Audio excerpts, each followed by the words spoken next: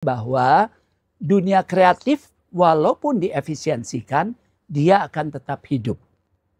Ya, atau dia harus tetap hidup. Ini kan kenyataan yang kita harus kunyah dan kita harus telan. Ya. Tapi apakah kemudian akhirnya kita berhenti berkreasi? Kan enggak. Karena lu pelaku seni, lu kan seneng ngelakuinnya. Jadi sebenarnya lu nggak dapat penghasilan yang standar, you are still happy kan?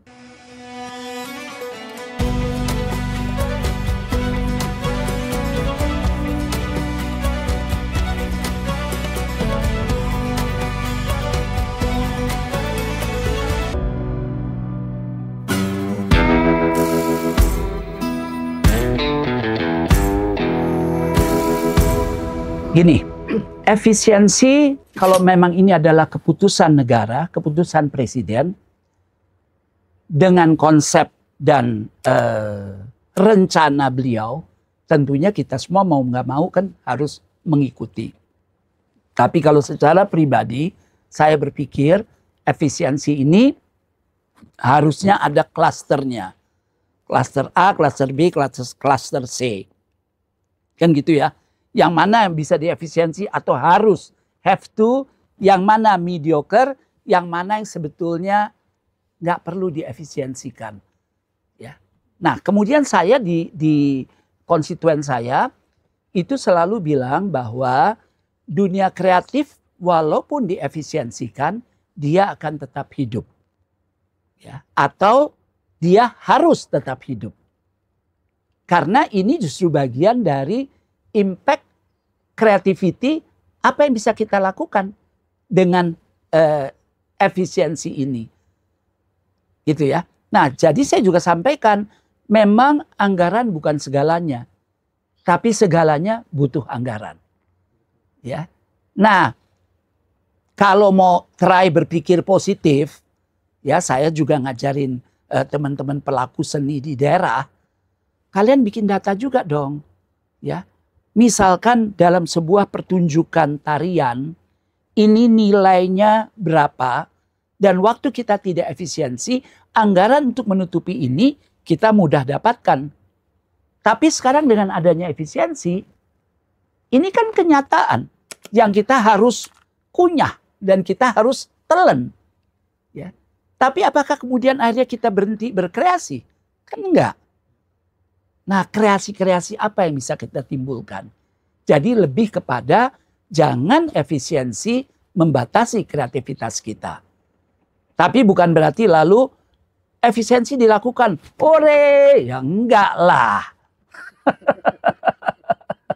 Ya enggak lah. Apalagi kan kalau kita berbicara dengan para pelaku seni, mereka tidak efisiensi aja. Anggaran buat mereka, honor buat mereka, seringkali dianggap sebagai karena lu pelaku seni, lu kan seneng ngelakuinnya. Jadi sebenarnya lu nggak dapat penghasilan yang standar, you are still happy kan? Nggak gitu dong. Ya nggak gitu dong. Karena kan para pelaku seni juga berkeluarga, punya tanggungan, punya anak yang harus disekolahkan, punya mimpi-mimpi mereka yang akan diwujudkan. Nah selama ini para pelaku seni khususnya dan para pelaku kreatif itu kan nggak dianggap sebagai orang-orang yang perlu diperhatikan secara lebih serius. Ya, jadi termasuk Komite Ekonomi Kreatif. Komite Ekonomi Kreatif, keren kan kalimatnya? Mereka semua tuh kerja gratis loh. Coba. Padahal keputusannya dilantiknya oleh kepala daerah. Tapi tidak dianggarkan. Padahal mereka harus bekerja untuk mendata kreativitas ya di suatu daerah dan apa yang bisa kemudian dihadirkan bagi masyarakat, dan tentunya kan tidak bisa sekedar dihadirkan masyarakat sebagai penyeimbang kehidupan masyarakat. Mereka sendiri kan juga butuh hidup.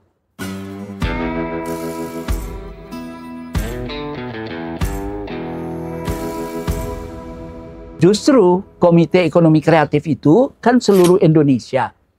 Tapi yang terbesar dan terlengkap itu di Jawa Tengah. Ya paling banyak ya Komite Ekonomi Kreatifnya. tapi yang nggak dapat anggaran. Nah ini yang saya coba ya, coba tuh digarisbawahi hurufnya bold.